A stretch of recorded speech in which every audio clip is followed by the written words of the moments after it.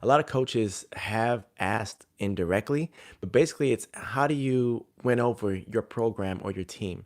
This literally goes for a lot of the coaches out there that are just trying to make it work, and athletes are doing their own thing and a bunch of things like that, right? So this is all about how to win over the team. I'm going to go through about a four-step process and really go through that. So just right into it. So what do I mean about win over your team? It's basically how do you become the leader of this team, this program, right? Specifically in track and field, you have so many variables. You have the freshmen, sophomores, juniors, seniors. You have a lot of athletes on all levels of ability, boys and girls, and you're having to manage these things. And, I really do feel that it's easier to coach one cohesive team, such as basketball or football or whatever it may be, right? But then track and field, there's so many other variables, and it's you have clashing viewpoints when it comes to boys and girls, and just the way the energy is moved. It's just a little bit different, right? So it's understanding how to be accepted as that leader to where your team is going to side and do all the things that you're asking. Create a safe space that they want to come talk to you, to where you can actually fine tune your program, and it's just a winning program all over. So the next thing is, why isn't this topic really known as much? And it's because it's more of a personal thing, right? If I'm the head of a program and my program fails, then I know for myself, I would feel defeated. I would feel deflated. I would feel like, man, I didn't do exactly what I was trying to do, or I had this program in my mind and I was really set on how it's going to work, and it failed. you know how do I deal with that? And a quick little tangent was, when I first started coaching, I actually was the lacrosse strength and conditioning coach for Huntington Beach High School, and we were training on the beach, and literally that team didn't work out. The team itself ended up losing every single game, and I felt that I was a part of that journey, and I felt that that was a failure in my aspect, because if I'm the strength and conditioning coach, I'm supposed to get these kids confident, supposed to get them stronger in their abilities, and they had a horrible season. Granted, I wasn't the actual coach that coached them, but still, I felt that I was a part of that coaching staff. Fast forward, I worked with a CIF championship volleyball team, and I just brought that intent in. So it's very important that you do become vulnerable, right? I never asked for support about, hey, when I was coaching this lacrosse team for strength conditioning, how do I get better? I never really asked anyone for that. So this video is actually because of the things that I've encountered, and I'm just assuming that you guys are also feeling this same way, or have felt this way, or for newer coaches are going to feel this way. It happens, and it's normal. Um, the other hard part is, if we take this loss or this disconnect as our own, it kind of hits our ego. I'll say it hits my ego. Whenever a team or something doesn't succeed, it hits my ego, and I feel like something's wrong with me.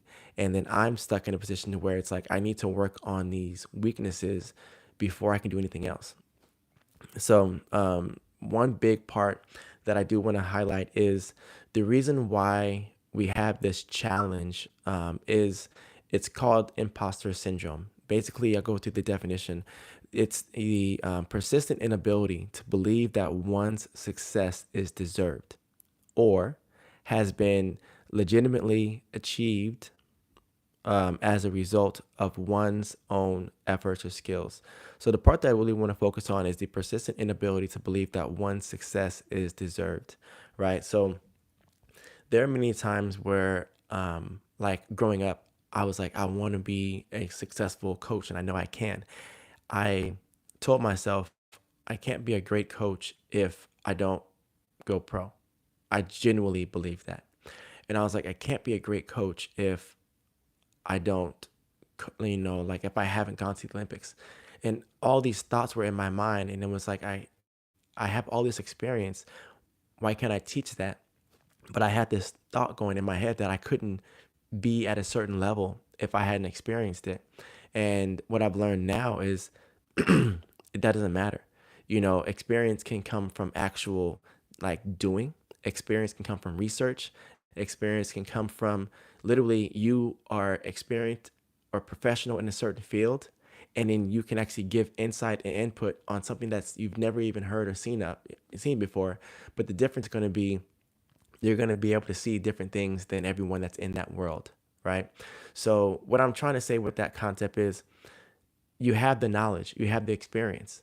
If you're 40 years old, well, you have the experience of living 39 years, right? Actually 40, but I'm trying to say 39 because you're in that process. The other thing is, if you've coached for 1 year, well, you have the experience of a 1 year coach. If you've never coached before, you have experience of maybe talking to the youth. Like there's so many things that you can actually utilize as your credibility, right? In certain industries, you have to have a CSCS. Certain industries, you have to have certificates or degrees. But that certificate or degree doesn't really guarantee that you are who you say you are and you're as good as you are, right? Like there are many doctors in this world that may not be great at certain type of surgeries because they've never done it before, but they know how to do it. They just haven't done it. Well, you can ask yourself, would you want surgery by that doctor who's never operated in that capacity before, right? So those are the things I'm going to be covering. Basically, is how to overcome the the issues that arise, right? When you are losing your leadership ability or your skills, or the team doesn't really see you as you want to be seen, or internally, you don't see yourself how as you want to be seen and you're trying to portray that. All right. So the first step that we want to talk about is just looking inwards, the self-assessment. When you are in the space of trying to win over your program or your team, it's feedback is super important. It's asking yourself, how am I doing? What am I missing? What am I dealing with per day? Are the athletes responding to what I'm saying? There are so many times where I see coaches talk to an athlete and they tell them a certain way to do things, or movements, and the athlete doesn't do it correctly, and the coaches get frustrated, right? That happens all the time. And then the coaches get frustrated at the athlete when it's really about, well, what is a coach actually saying? So the few things that I want to talk about are, what is your communication style? You know, when you assess who you are as a person, it's, am I a person that's a man of a few words? Am I over talkative? Do I explain too many times? Do I have a way of thinking that no one else has? Just understanding your way of communication, what's more comfortable for you, may be great for you, but it may not be understood or comfortable or received well by the others, by the athletes. And also, what is your personality type?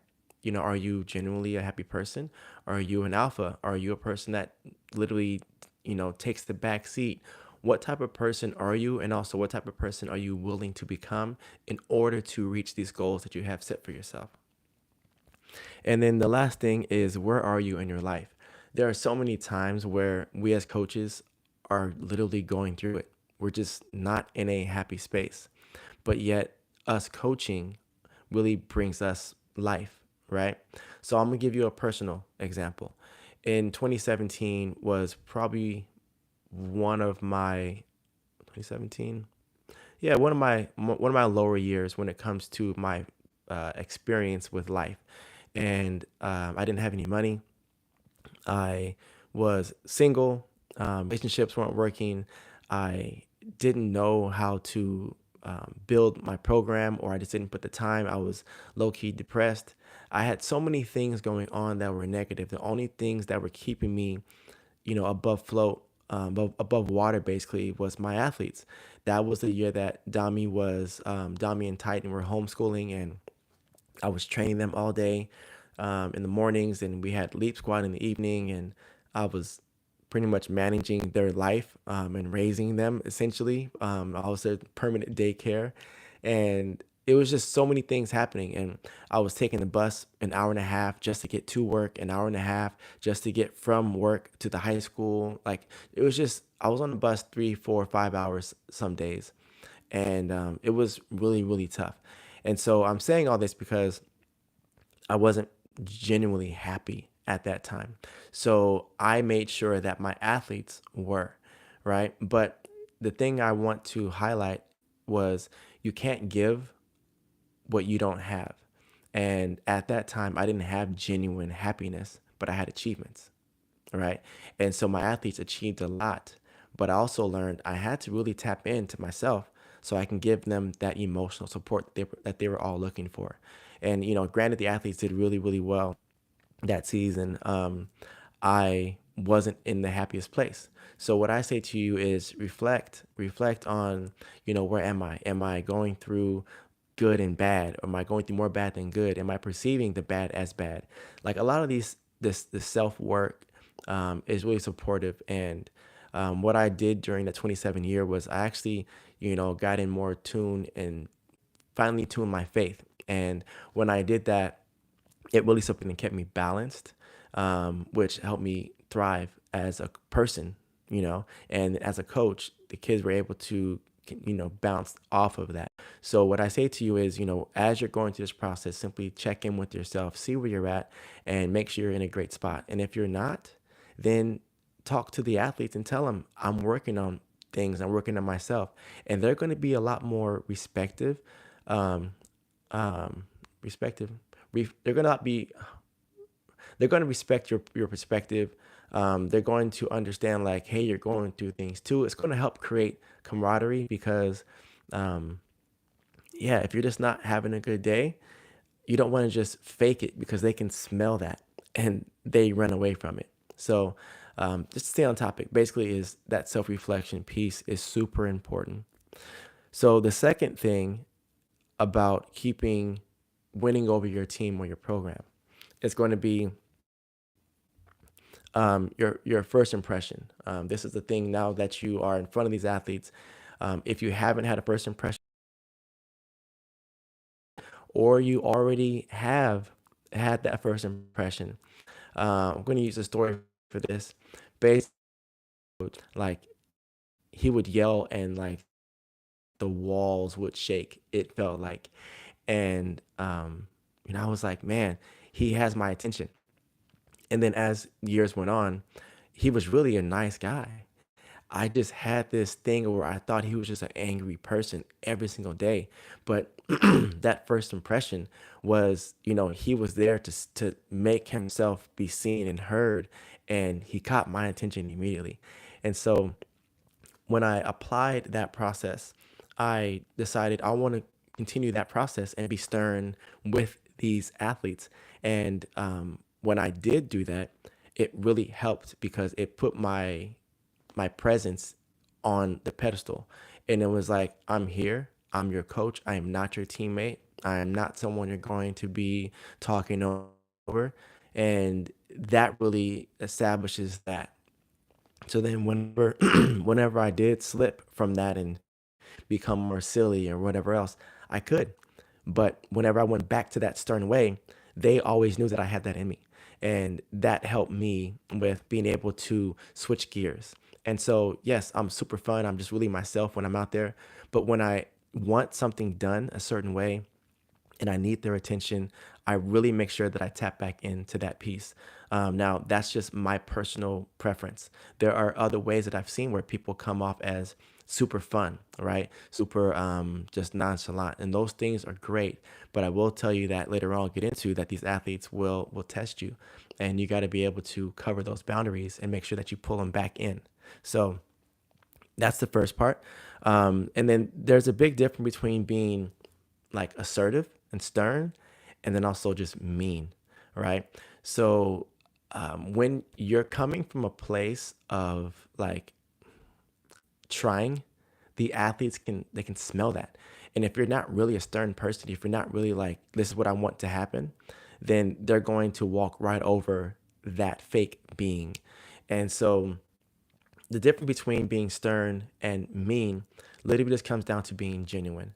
I learned this by this example.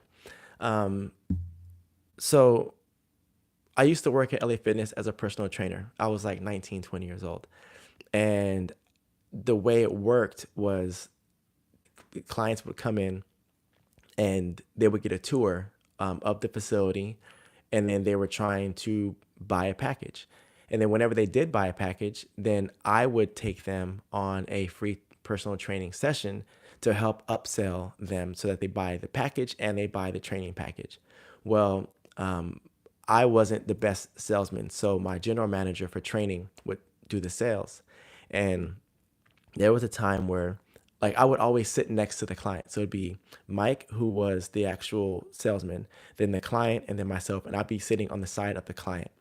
And there was this woman who kept, putting out rebuttals, oh, I gotta ask my husband, I gotta do this, I gotta do that, I gotta think about it. And he was like, why aren't you signing up? Like, what is it? And then she gave more rebuttals, and he was like, is it because you're fat? And I literally looked at her, I looked at him, and I was like, yo, you are wild for that. Like, why, how? And he just said it with a straight face. And then she literally starts bawling, crying. And she's crying like hysterically. And I like try to say something to her. And Mike kicks me under the table. And he's like, shut up. And I'm sitting there like, this guy is abusive. He's literally kicking me. And he's literally telling this girl that she's fat. And I was like, wow. So fast forward, she buys the package. She buys the full like year service, 3 times a week personal training package. She paid $745 on that spot and she left, right? And I was like, how? And he was like, sometimes you got to tell people what they've been thinking. And I was like, wow, that makes a lot of sense. And he's like, the only reason why she hurt so much was because she felt that it was true. And she's sitting in front of me because she wants to get this perception released. And so what I want to tie that back into the conversation is he came from a genuine place. He wasn't trying to talk trash. He wasn't trying to say, oh, you're fat, that's why you're not signing up. He was saying, I'm processing what you're saying and I hear what you're telling me. And what I hear you telling me is that you have a deep hurt and your belief in yourself is that you're fat. And she received that information in the few words that he said. And what I take from that, what I took from that overall was being genuine is super supportive. Even though sometimes their reaction may not be as ideal, our goal as coaches is to be there for people. And I'll get into another topic about respect versus liked. But the biggest thing is just being genuine. So when you're genuine, saying it comes off a certain way. And another quick analogy for that is you have a lot of friends, and if these people are silly, they say really like offensive things, they cuss, like they say random things that you're like, oh my gosh, like why would you say that? But people laugh when they say it. But then when you try to say it, people get mad at you and cuss you out. So it really comes down to just how the tone and what you're saying. So the line that keeps it from being mean and just a genuine thing is not genuine thing from being mean or stern. It's just the delivery and the way it's done. And also not really caring about the end result other than knowing that it's coming from a place of love and this is information you need. That was a cool story. I almost forgot about that one. The next thing is building safety. So back to that concept of just being genuine with your words and things you're doing is it actually builds support and builds safety. And what I mean by that is like the people that I'm closest with know my deepest emotions, my deepest secrets, my life story. They know so much about me that when they do say something, it doesn't come off as mean because I know that they genuinely know me and I can tell that they're saying this out of love for me to help me hold myself accountable. And so that really comes down to you've got to talk to these athletes as people individually. And as you connect with these athletes and get to know their story and where they're coming from, you're going to understand why they're tired or why they're going through what they go through. But B, they're also going to trust that, you know what, they understand my story and they told me their story. So now as an athlete, I know the coach's story and I understand that we've gone through a lot of the same things. And that helps build that safety net. And so now the athletes want to open up and talk more, and everything that you say from that point is going to be received and perceived as love. And the next thing is uh, back to first impression, is looking the part. So the biggest thing is back to the trainer story concept is when you're in shape, people flock to you.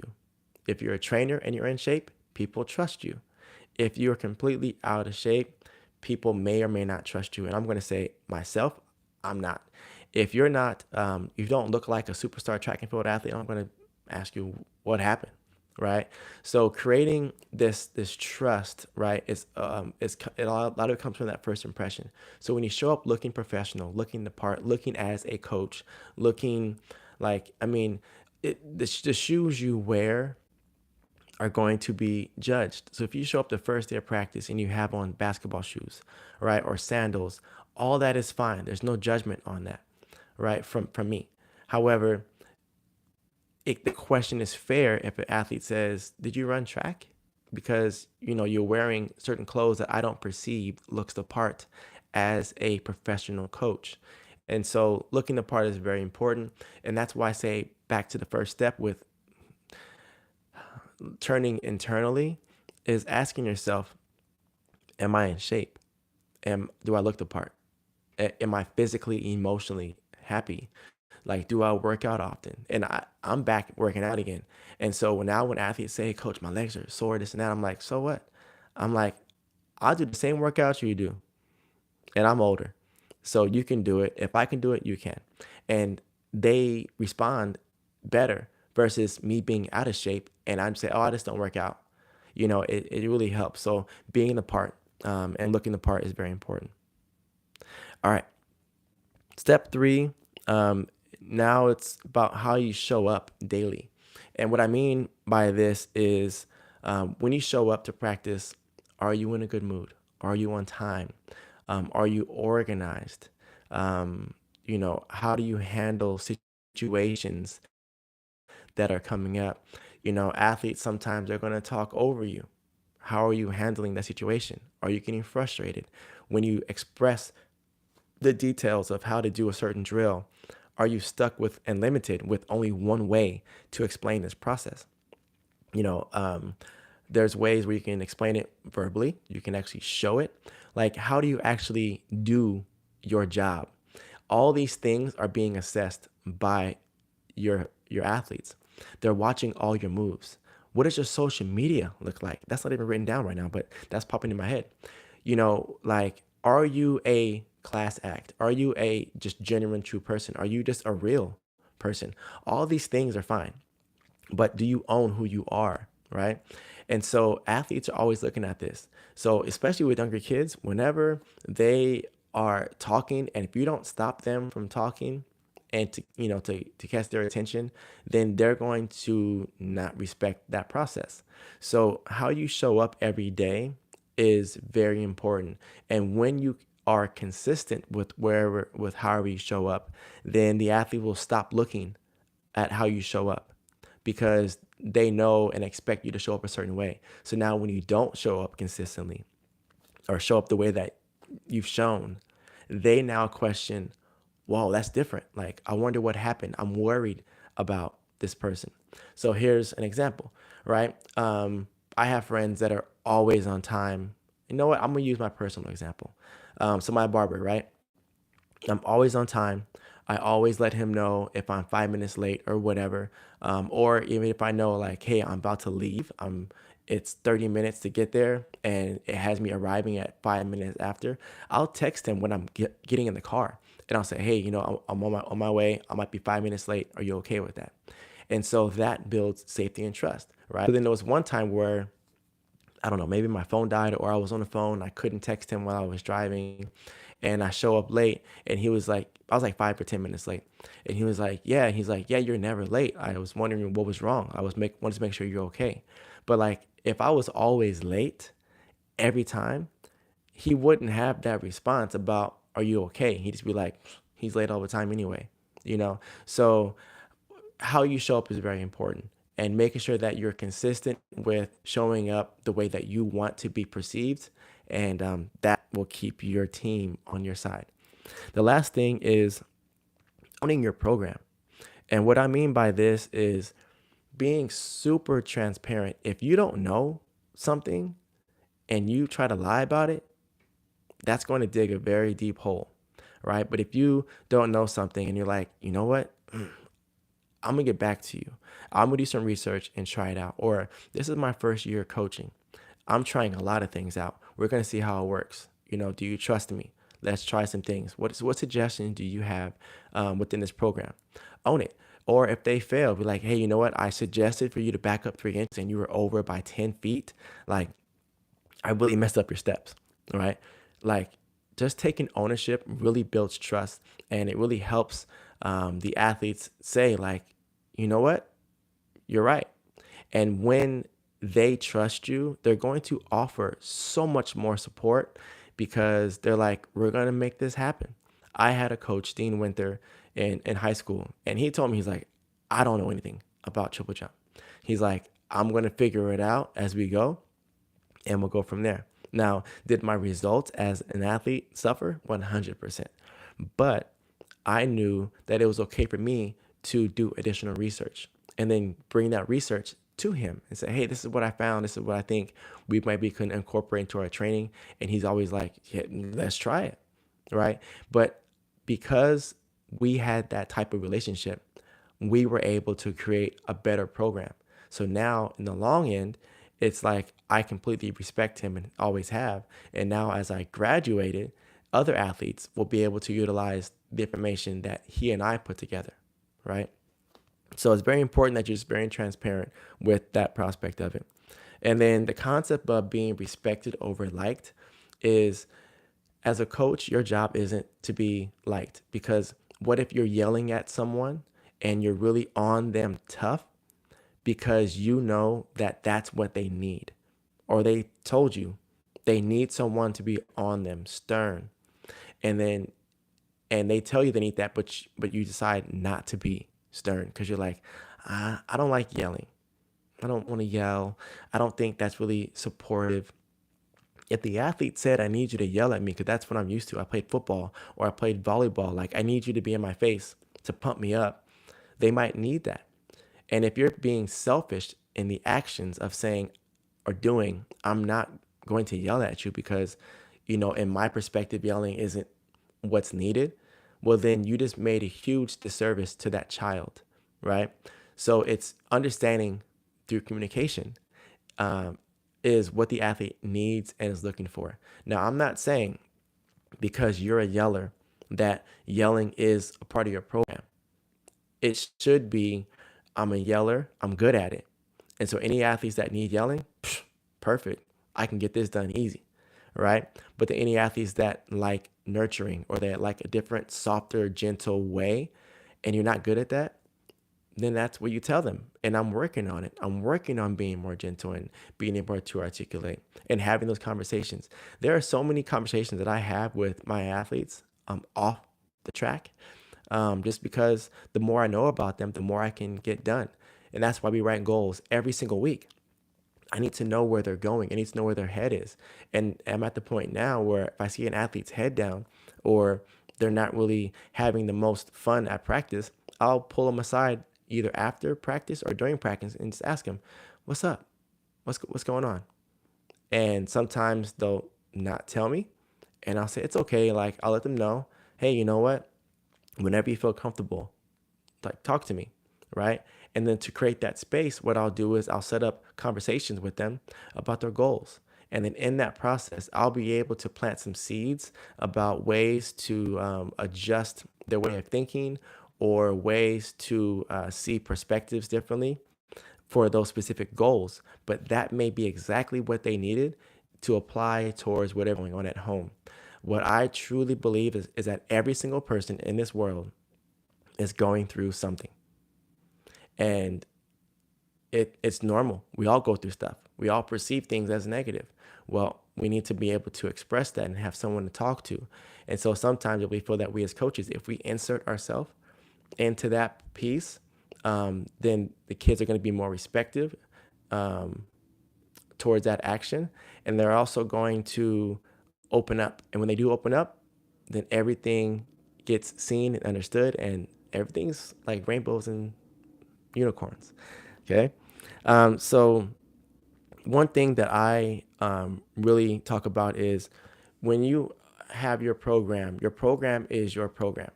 And you don't want to change too many things at once, but you do want to assess and fine tune your program. So every year, I have a plan and vision for that year. And then that program's vision is going to be what we do. And I'm going to stick with that program and vision for that whole year. If I do see things that need to be changed and it's like I see it's going to crash and burn, and it's like not going to be too good, I'm going to stick with that program.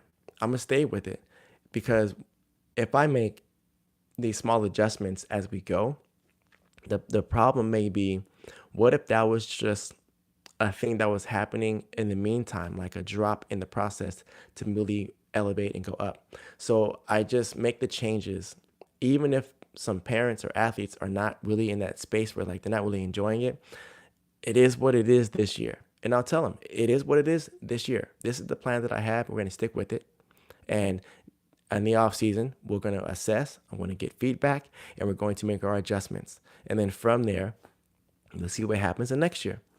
That's pretty much it. I'm owning it. If it fails, blame me. And that's one big thing that I've taken ownership of is my results are my results. And if I'm the head coach of the Leap Squad Track Club and I have a program that I put in and it fails, it's my fault. And I've had a couple athletes, that just really didn't excel and just had not a negative experience, because everyone pretty much has a positive experience from the feedback that I've received, but they needed more. And I'll tell them like, hey, you know what? I did what I could at that time. I'm going to make some adjustments. Please give me some more support about what you realize and this and that. So always open for feedback. And then the next thing is rules and boundaries, right? The rules need to be set in three different tiers or folds, three folds. Is your boundaries as a human, your boundaries as a female or a male coach. Also, the next part is your boundaries for the athletes, right? The expectations. What do you need from them? And the last thing is going to be the program itself, right? So having these boundaries set, it's kind of like putting lines of out of bounds on a basketball court. If you don't have these lines, people can shoot from wherever they want and do wherever they want and go wherever they want to go. But then the second you put these out of bounds lines and 3-point lines, they now expect a certain reaction once they cross these boundaries. So setting all that, and that really comes down to when you're creating your program, which I'll do another video for that. But when you're creating your program, is you want to set these in detail when you're writing your program. So if they step out of this boundary when it comes to their training or whatever, then you know that their results are going to shift a little bit, and you can let them know you did this. This is what's going to be changing in your program. All right, the next couple things are creating a safe space. We talked about that in detail already. But what I will add into creating a safe space is going to be what I do with my team with Leap Squad is I have Motivational Mondays. And so Motivational Mondays, I just come up with whatever I've learned for myself. And I talk about these topics and I break them down. So here's an example of a Motivational Monday I just did this past Monday. So if you're currently listening, currently watching, go ahead and join me in this process. So I want you to close your eyes, and I want you to imagine looking down with your eyes closed. And in your hand, you have an archery arrow, like the top of the line, professional bow and arrow. Is like a haystack with a bullseye painted on it. So I want you to,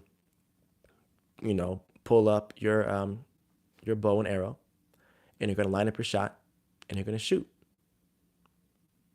And then now just this isn't really interactive, but I want you to just think about, did you make or did you miss the shot? Got it. So the next thing is you're going to look back down again with your eyes closed. There's your bow and arrow. You're going to look back up and you're going to see the haystack with the bullseye 100 yards away. You're going to assess the distance. You're going to bring your bow and arrow up. You're going to line up your shot and you're going to shoot. You're now going to ask yourself, did you make or miss the shot? Now the last shot, you're going to look back down again, looking at your bow and arrow. You look up, and now the third shot is that haystack is 1 mile away. Okay. Now you're going to line up your shot. You're going to shoot. And you're going to ask yourself, did you make or miss the shot? So now open your eyes. What I did with the athletes is, because we were in person, I had them keep their eyes closed and they raised their hands. And there were some athletes that raised their hands, as in they would raise their hands whenever they made the shot. So some athletes would have their hands raised, other athletes never raised their hand. Some athletes raised their hand for the first two, but not the last one. And so I just had them do a self-reflection. There's no wrong or right answer, right? But just ask themselves, did you make all of them? And if you did, why? So I had a couple athletes stand up to answer why. And they said, because it's my thoughts. Like, you're asking me to dream something. I'm going to dream the best case scenario, which is pretty impressive. Then I had a couple athletes that made some, but not all of them. And I asked, what happened? One of the athletes said, well, I can't really control what happens after the arrow leaves my hand. So it missed it on the last one. And I was like, okay, that's good. Thank you. Another athlete said, I shot the last, the mile one. I couldn't even see it. It was so far away, I couldn't see it. So I just shot it and I missed. And I said, okay, perfect.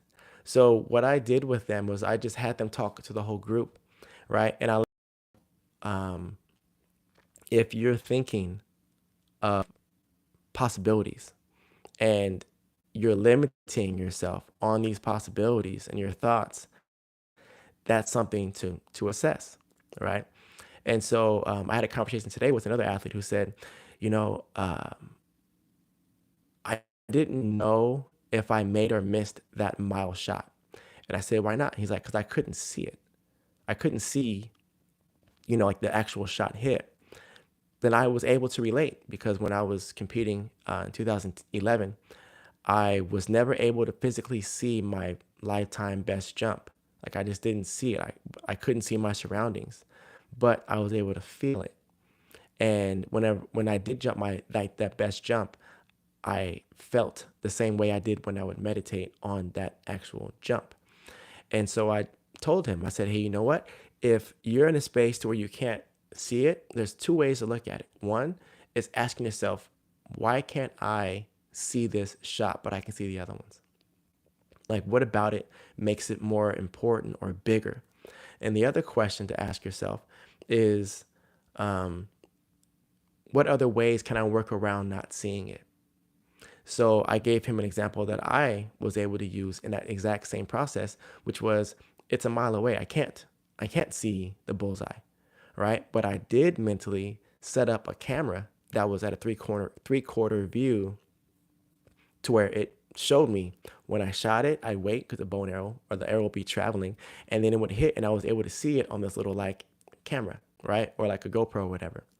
And so that's how I was able to go around this process of not being able to see it, right? I also played around and became a kid, and I imagined, a GoPro on the actual bow, and it flew with it, right?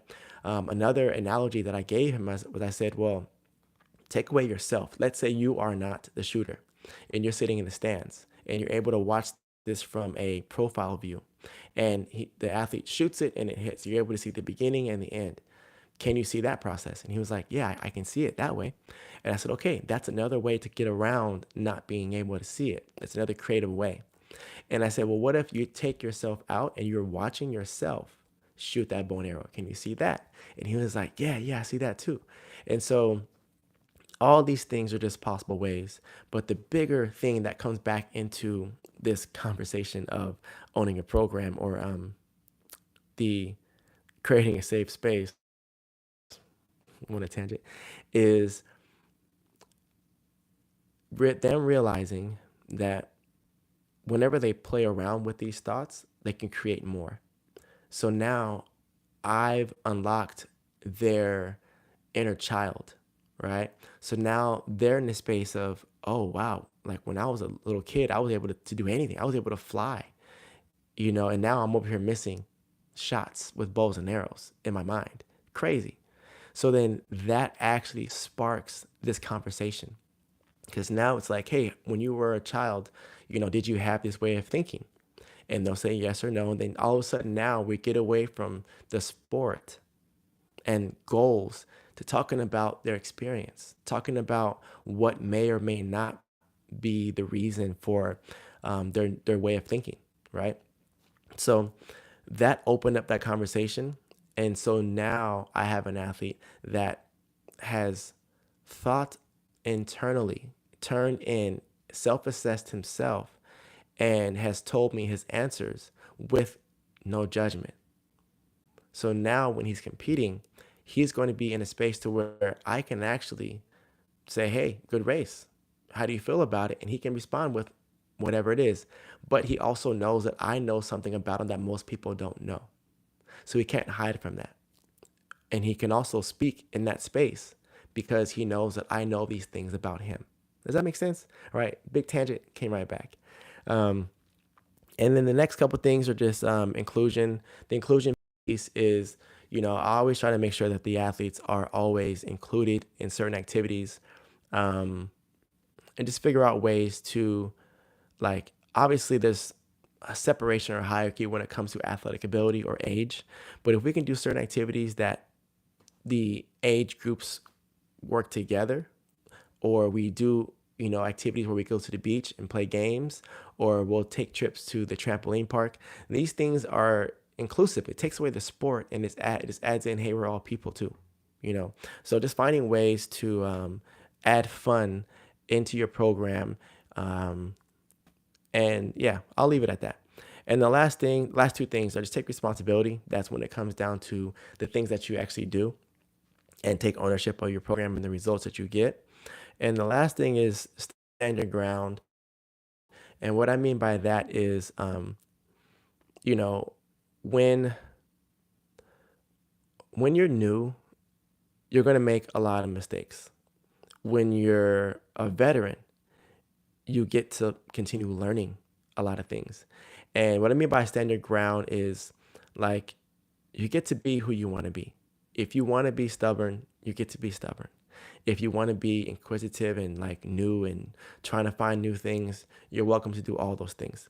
But when you're doing those things, own it and let people know, yeah, like I can be stubborn, or I am stubborn, or I can be like new, and all those things are normal. Those are all okay. So what I say in conclusion for everyone watching this, if you are a new coach or you've been around coaching for a while, there's always room to learn. There's always room to assess. And the biggest thing that I would say for the new coaches is keep it super simple and also keep it genuine. When you keep the training program simple, when you keep the workouts simple, when you keep your conversations simple and also genuine, you're going to see a huge response by your athletes. And when that's in play, then you are good to go. So I really hope that you enjoyed this conversation. As I was writing notes for this, I was really like, man, this is a lot of information, and it's really supportive because when I was going through the process, I didn't have this guidance, and I never asked for it.